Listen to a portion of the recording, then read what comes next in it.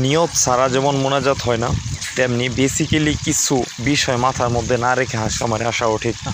প্রথম, আপনার হাঁসের সুস্থ অসুস্থতা বিষয়টা আপনাকে বুঝতে হবে, এবং কি হাঁসকে কী চিকিৎসা দিবেন, কিভাবে ট্রিটমেন্ট করবেন, এই বিষয়গুলো মাথায় রাখতে হবে। চিকিৎসার মধ্যে সবচেয়ে মুখ্য চিকিৎসা হলো হাঁসের ভ্যাকসিন। আপনার ভ্যাকসিনের বিষয়টা এমন একটা বিষয়, সাপ আর বেজির খেলা। আপনি বেজি যখন সাপকে পাবে তখনই অ্যাটাক করবে, আর বেজি আর সাপের অ্যাটাক হলে সাপ খুব কমই বাঁচে। আর সাপ হলো হাঁস, আর বেজি হলো ভাইরাস। ভাইরাসের মধ্যে দুইটা ভাইরাস সবচেয়ে বড়, এক ডাক প্লেগ, দুই ডাক কলেরা। ডাক প্লেগ হচ্ছে ইংরেজি শব্দ, এর বাংলা অর্থ হচ্ছে ডাক অর্থ হাঁস, আর প্লেগ অর্থ মহামারী, হাঁসের মহামারী। এই রোগ যদি আপনার খামারে প্রবেশ করে, ভাগ্যগুণে আপনার 50% হাঁস বাঁচতে পারে, নতুবা আপনার 80% হাঁসও মারা যেতে পারে। এখন বড় কথা হচ্ছে এই ভ্যাকসিনটা আমি কিভাবে দেব। সর্বপ্রথম আপনি যখন বাচ্চা তুলবেন, এই দিনের হিসাব থেকে বাচ্চার বয়স যখন 25 দিন হবে, তখন আপনি ডাক প্লেগের একটা ভ্যাকসিন করবেন। তারপরে বুস্টার একটা ডোজ করবেন 40 দিন বয়সে। তার মানে 25 দিনের পর আপনি 15 দিন পরে আরেকটা ডাক প্লেগ ভ্যাকসিন করলেন। এবং দ্বিতীয়ত 55 দিন বয়সে আপনি একটা ডাক কলেরা ভ্যাকসিন করবেন।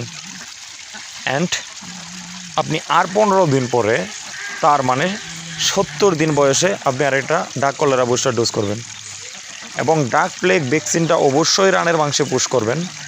এবং ডাক কলেরা ভ্যাকসিনটা গাড়ের চামড়ার নিচে মাংসের উপরে, অথবা বুকে চামড়ার নিচে মাংসের উপরে আপনি পুশ করবেন।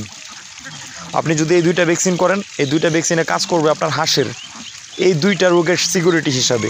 তাদের ভিতরে একটা অ্যান্টিবডি তৈরি হবে, ডাক কলেরা এবং ডাক প্লেগ। এই দুইটা রোগ আপনার হাঁসের ভিতরে প্রবেশ করতে দিবে না সেই অ্যান্টিবডি। এই হলো ভ্যাকসিনের বিষয়।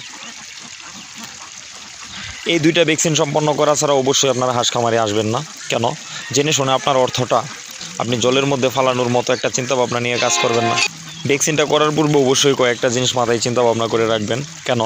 এক, ভ্যাকসিনটা যখন আপনি সরবরাহ করবেন, তখন নির্দিষ্ট একটা তাপমাত্রার মধ্যে দিয়ে ভ্যাকসিনটা আনা নেওয়া করবেন। যেমন আপনার সেটা ঠান্ডা একটা স্থান, মানে আপনি একটু বরফের মধ্যে করে সেই ভ্যাকসিনটা আনবেন, যেন এই ভ্যাকসিনের কার্যকারিতা নষ্ট না হয়।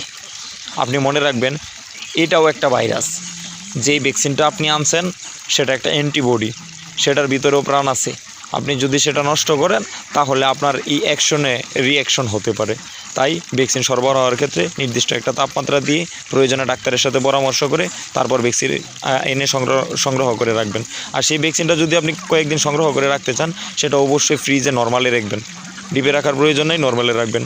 নরমালে রেখে তারপরে আপনি যখন ভ্যাকসিনটা করবেন, তখন ঠিক এই ভ্যাকসিনটা বিশুদ্ধ মিনারেল পানি যেটা আছে, সেই পানিটা 100 ml পানি নেবেন।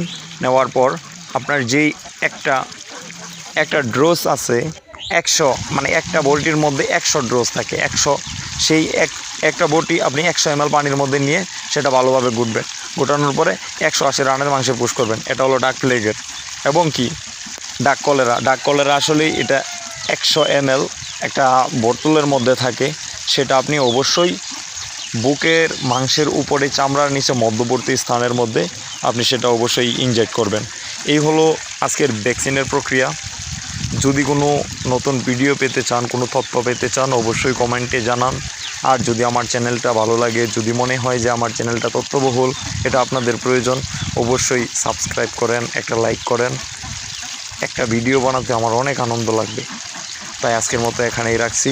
দেখা হবে পরবর্তী নতুন আরেকটা ভিডিওতে। সে পর্যন্ত ভালো থাকবেন। আসসালামু আলাইকুম।